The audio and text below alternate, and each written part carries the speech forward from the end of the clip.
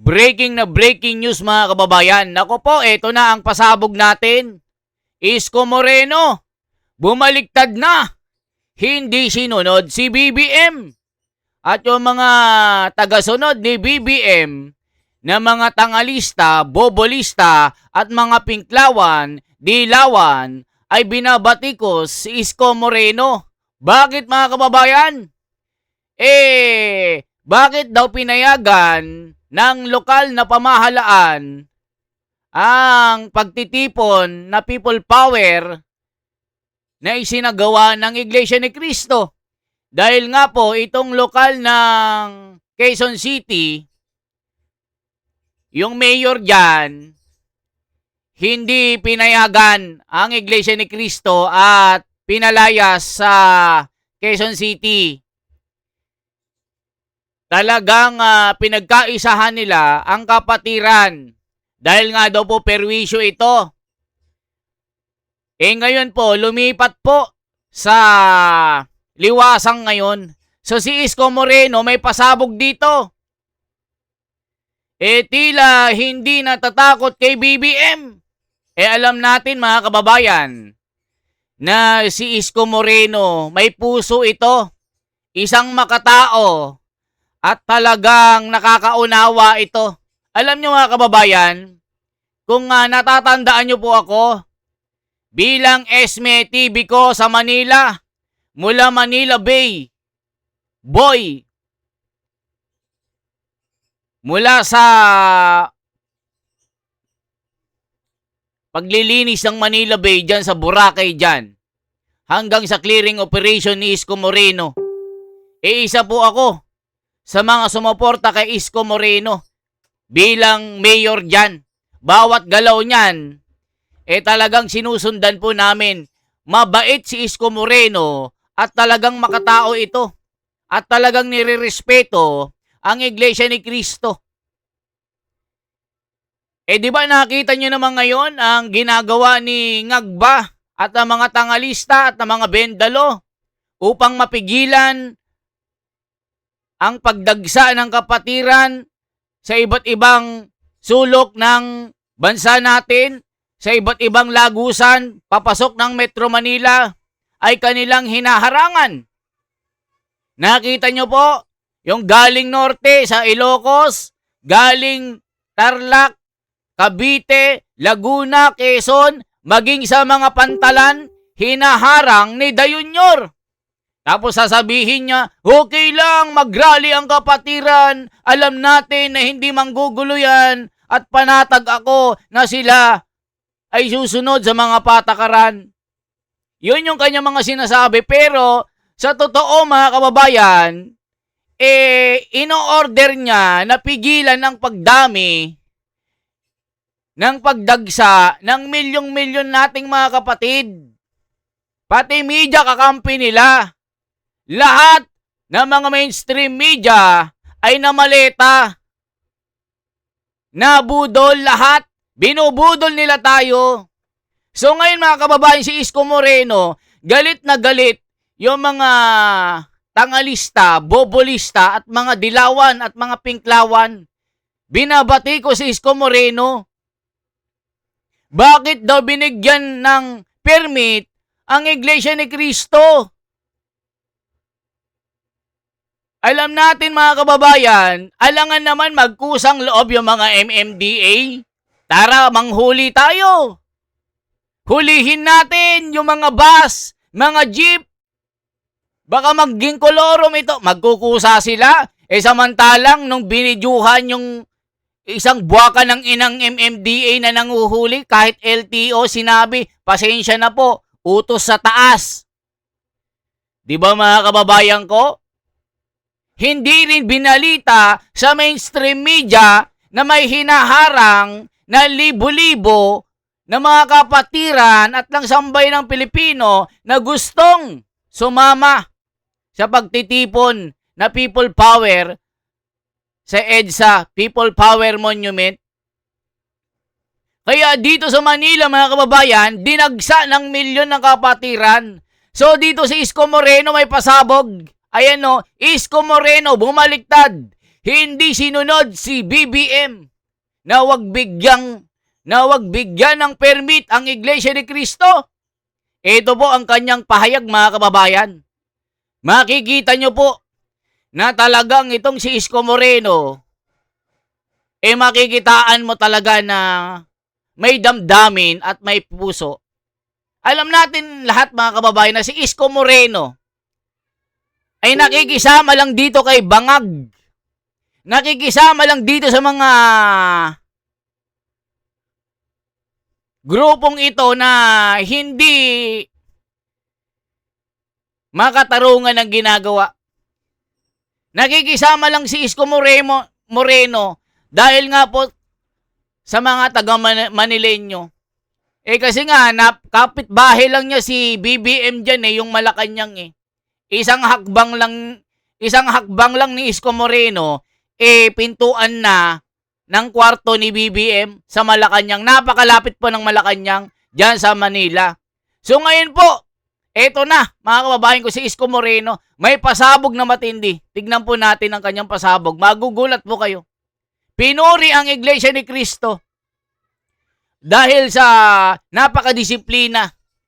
Iniwan ang lugar kung saan doon nagdaos ang milyon-milyon nating kapatiran. Isa po ako, mga kababayan, na nakiisa sa pagtitipon na ito, na isinisigaw na we are one.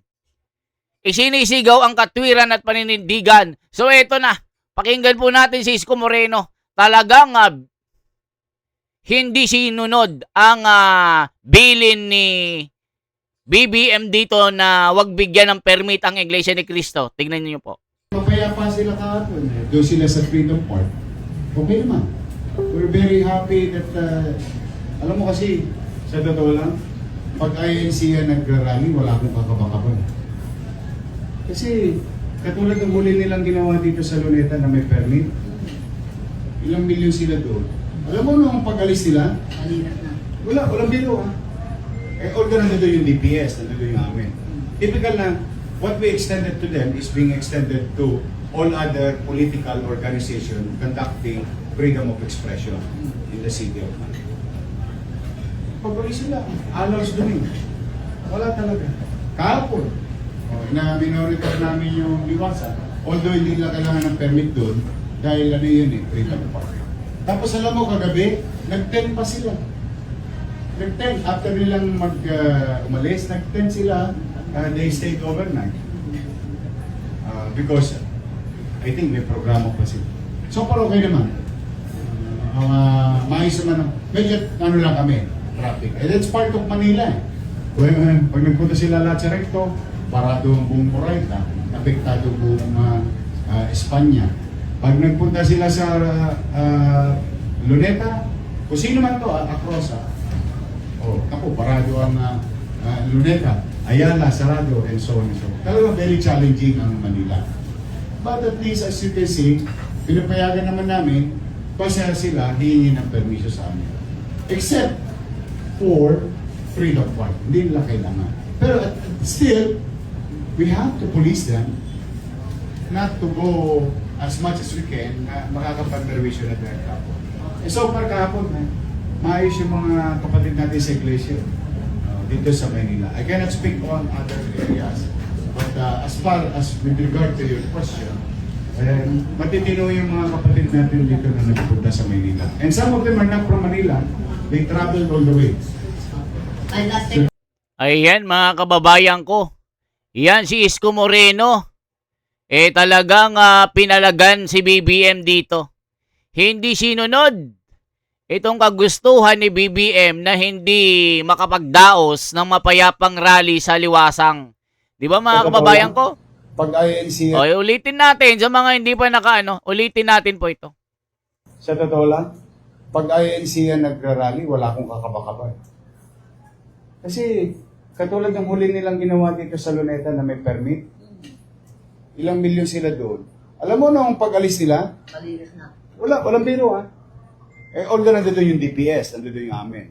Typical na, what we extended to them is being extended to all other political organization conducting freedom of expression in the city of Manila.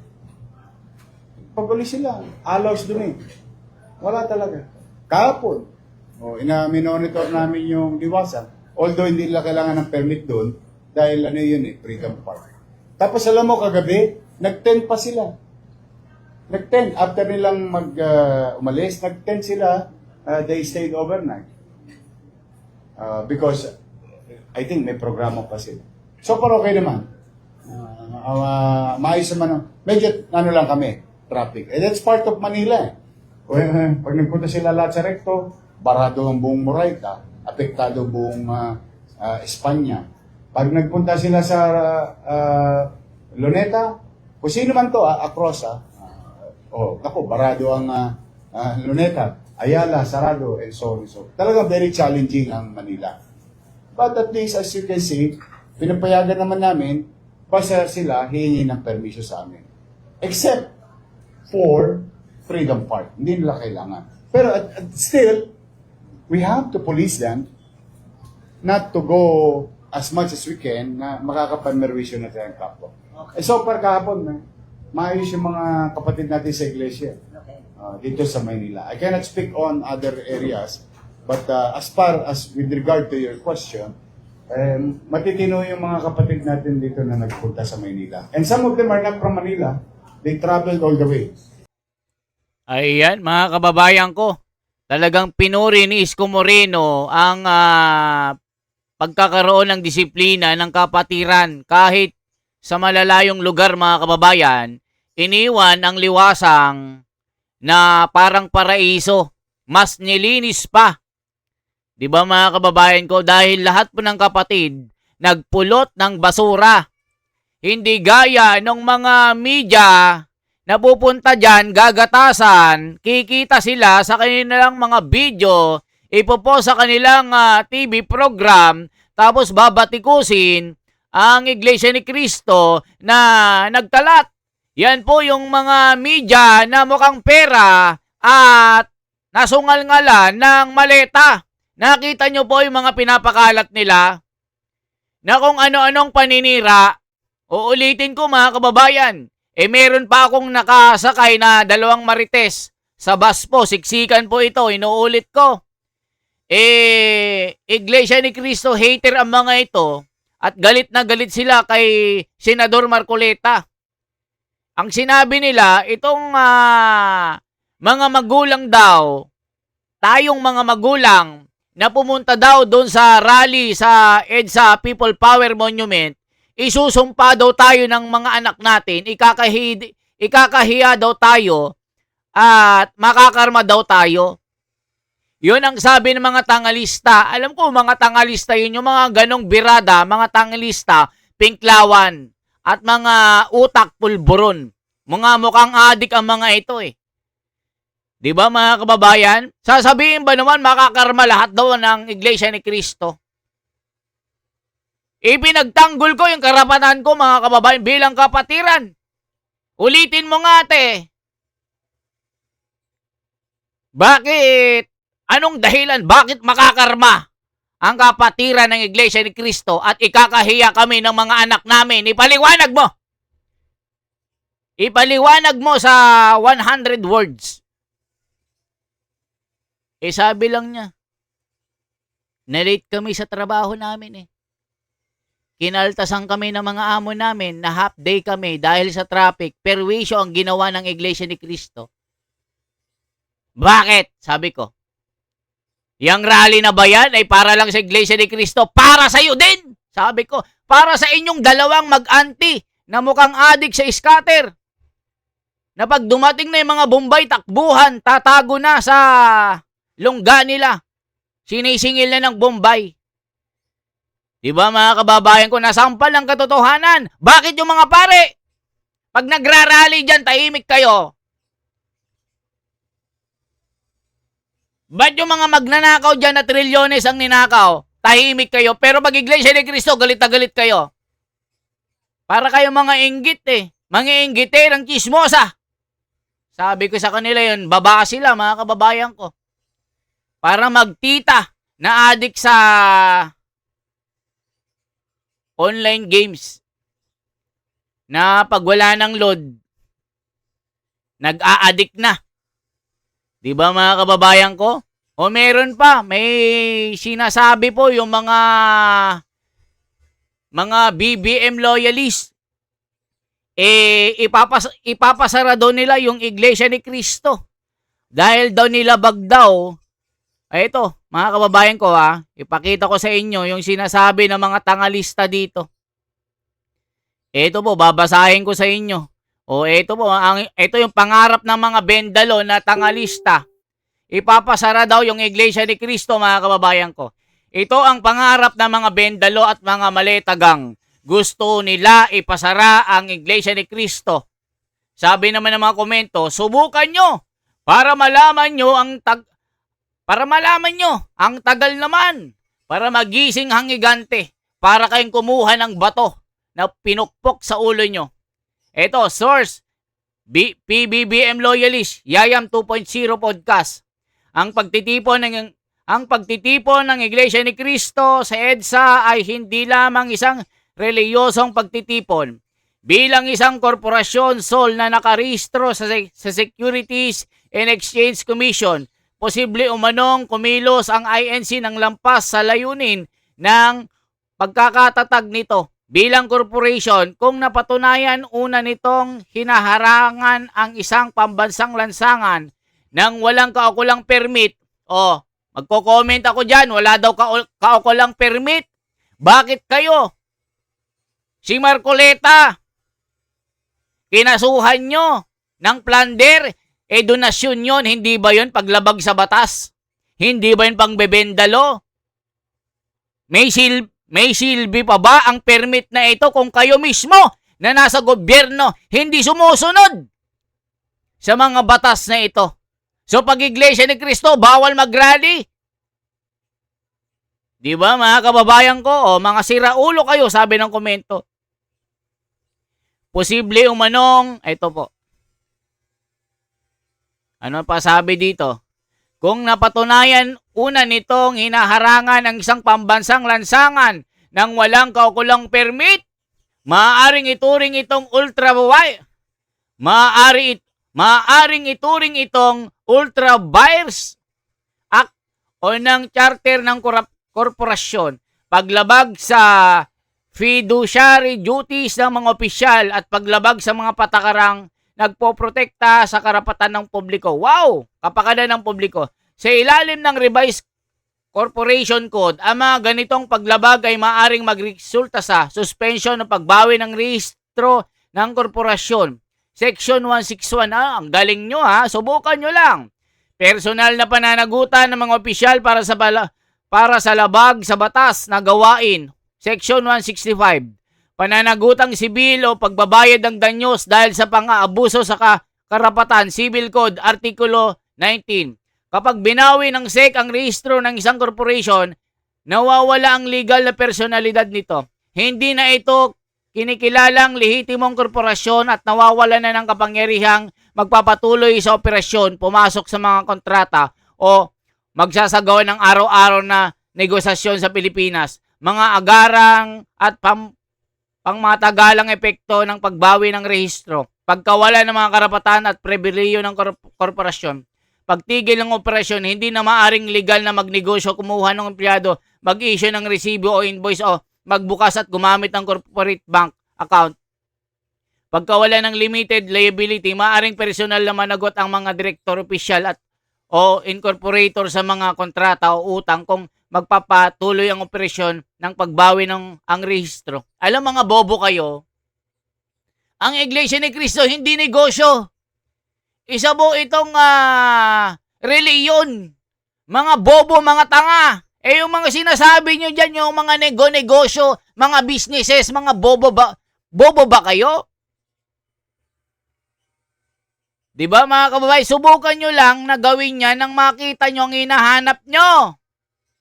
Kung yung nakita nyo na milyon-milyon nung nakaraan, baka mag 32 million yan. Para kayong kumuha ng bato na pinukpok nyo at bat sa ulo nyo. Ganyan po katindi para kayong bumangga sa pader. Diba mga kababayan ko, kaya nga si Isko Moreno nagpakumbaba Alam nyo ba? Ito, sa Biblia po ito. Nasa kasaysayan na ito. Lahat ng yumuyurak, lahat ng umaaglahi, lahat ng mga nang mamaliit sa kapatiran ng Iglesia ni Cristo, paparusahan ng dakilang Diyos. Lahat ng mga nagsasabi na umulan ng dugo nung rally, masusumpa kayo. Ang dami na pong ganyan.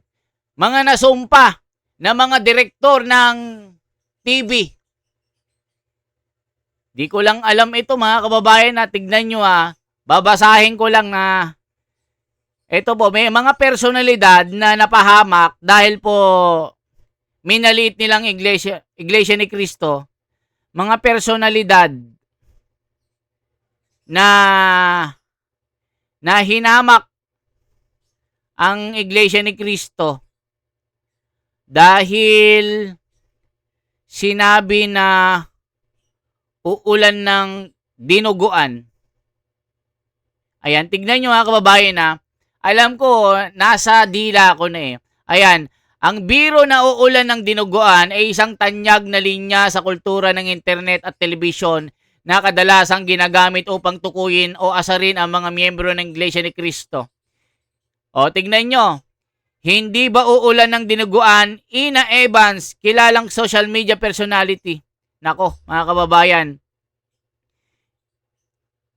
Meron pong director po sa TV na sinabihan na sana umulan ng dinuguan. Ayun.